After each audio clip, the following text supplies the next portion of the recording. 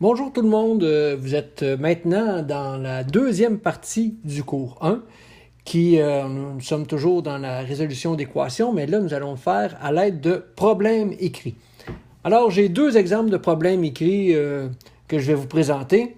J'aime bien personnaliser ces problèmes-là, donc lorsque je suis en classe, je prends des noms d'élèves, mais là comme les élèves ne sont pas là, je vais prendre le nom de deux animateurs vedettes, King Fred et Gousselot, qui sont les animateurs vedettes de la station de radio CJBO, la radio des ados. Alors, premier problème, on va y aller avec King Fred. Alors, King Fred aime la ferme.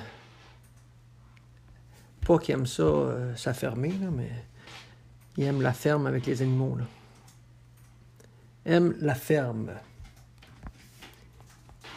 Il possède des poules et des lapins. Des poules et des lapins. En tout, il y a 20 têtes et 56 pattes.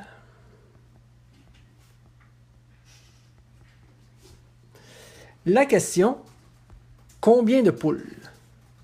Combien de poules? Bon.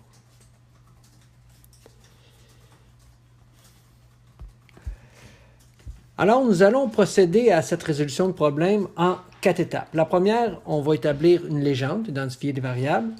Ensuite, nous allons poser l'équation, donc transformer en langage mathématique les différentes informations qui sont dans le problème écrit. Nous allons ensuite résoudre, c'est-à-dire trouver la valeur de x dans l'équation qu'on va avoir établie précédemment. Et finalement, on va donner la réponse dans le contexte. Donc, allons-y avec la première étape. Donc, première étape, la légende. On ne parle pas de moi ici, là, mais bon. Alors, la légende, on va commencer par poser, disons, ce qu'on cherche dans le fond, le nombre de poules. Donc, on pourrait dire que x, nombre de poules. Je sais que ce problème-là peut se faire avec deux variables. Des fois, les gens diraient, ah ben, x, c'est le nombre de poules, puis y, c'est le nombre de lapins, mais on va essayer de le résoudre avec une seule variable. Donc, dans ma légende, je vais avoir x, qui est le nombre de poules, et le nombre de lapins. On va essayer d'y trouver une expression algébrique qui représenterait le nombre de lapins. Pensez-y comme il faut. Regardez, en tout, j'ai combien d'animaux? J'en ai 20. Donc, on va se donner un exemple. Si j'avais 8 poules, j'aurais combien de lapins? J'en aurais 12. Je ferais 20 moins 8. Mais là, j'en ai pas 8 des poules, j'en ai x. Donc, quelle est l'expression pour trouver le nombre de lapins? Bien, ce sera 20 moins x. Donc, 20 moins x, ça représente le nombre de lapins. Donc, j'ai ma légende. Maintenant, je vais changer de page et on va aller établir l'équation. On se rappelle, on a 20 têtes, puis en tout, on a 56 pattes. Là, c'est pas écrit dans le texte, là, mais il faut savoir que les lapins ont combien de pattes? Oui, 4, tu l'as bien eu. Et le nombre de les pattes, le nombre de pattes pour une poule, tu as répondu 2, tu as encore la bonne réponse. Garde bien ça en tête. Donc, on va aller faire la deuxième étape, l'équation. Pardon. Écran noir, ça va mieux. Donc, deuxième étape, nous allons poser l'équation. Donc, je sais qu'en tout, j'ai combien de pattes? J'ai 56 pattes. Si je veux compter le nombre total de pattes, je vais compter le nombre de pattes pour les poules, puis le nombre de pattes pour les lapins. Le nombre de poules, j'en ai combien? X. Parfait. Chaque poule a combien de pattes? 2. Donc, le nombre total de pattes pour les poules, c'est x fois 2 ou encore 2x. Donc, le nombre total de pattes pour les poules, plus le nombre total de pattes pour les lapins. Alors, les lapins, ça a combien de pattes? 4. Donc, 4 fois le nombre de lapins. Et le nombre de lapins, c'est quoi? C'est 20 moins x. Donc, on a notre équation. Maintenant, troisième étape, la résolution. Donc, on va aller trouver la valeur de x.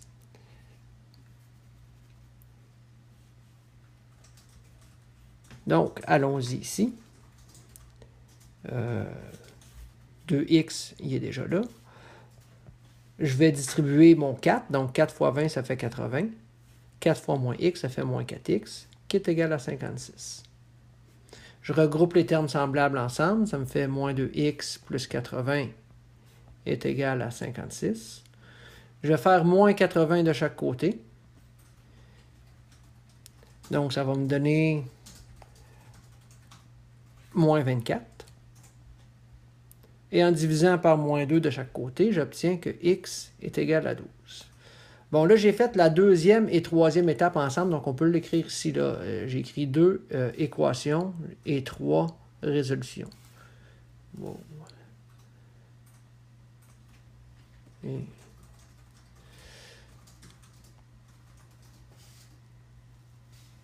Qu'est-ce que j'ai fait?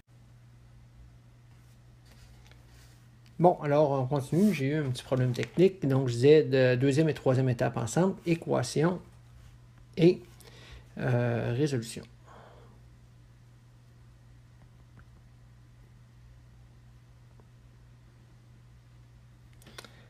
Donc, on a trouvé que x valait 12. Maintenant, x vaut 12, ça veut dire quoi? Ça veut dire que x, qui est le nombre de poules, c'est 12. Donc, il y a 12 poules. La question, c'était quoi? Combien y a-t-il de poules? Donc, réponse finale. Je vais aller à la quatrième étape. Quatrième étape, réponse finale.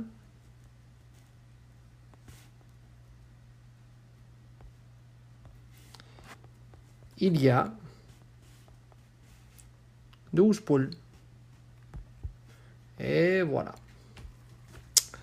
Passons maintenant au deuxième problème écrit.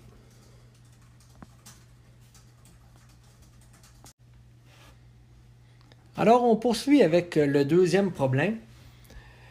Ce sera plus facile à lire de cette façon-ci. Gousselot travaille chez McDo et Tim Hortons. Son salaire est le suivant. Chez McDo, c'est 13 de l'heure et chez Tim Hortons, 12 de l'heure.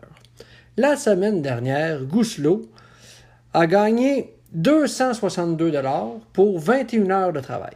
Ce qu'on veut savoir, il a gagné combien d'argent chez McDo.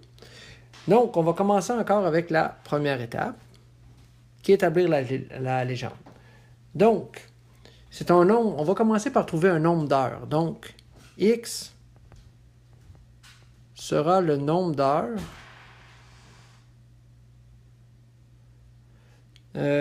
d'heures travaillées chez McDo.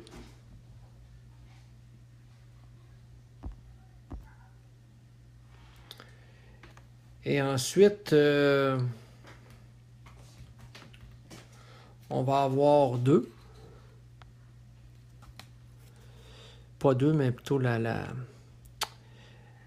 le nombre d'heures travaillées, nombre d'heures chez Tim. Ben, ça va être le même raisonnement que tantôt. On a travaillé combien d'heures en tout? 21 heures. Donc, le nombre total d'heures, 21, moins le nombre d'heures travaillées chez McDo, ça donne le nombre d'heures travaillées chez Tim Hortons. On a notre première étape. Deuxième étape, on va aller faire notre équation. Donc, on peut mettre 2 et 3 ensemble. Souvent, on les fait ensemble.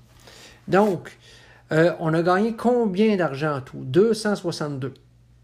Donc, chez McDo, on a travaillé 13 heures. Chaque heure nous a donné 13... on n'a pas travaillé 13 heures, on a travaillé X heures, puis chaque heure nous a donné 13 $. Donc, 13 $ de l'heure fois le nombre d'heures, qui est X. Ça, c'est le total d'argent chez McDo. Plus le total d'argent chez Tim Hortons, c'est 12 $ de l'heure fois le nombre d'heures, qui est 21 moins X. Ça nous donne le nombre total d'argent, qui est 262. Donc, on va continuer, on va simplifier. Donc, ici, ça nous fait 13x plus 12 fois 21.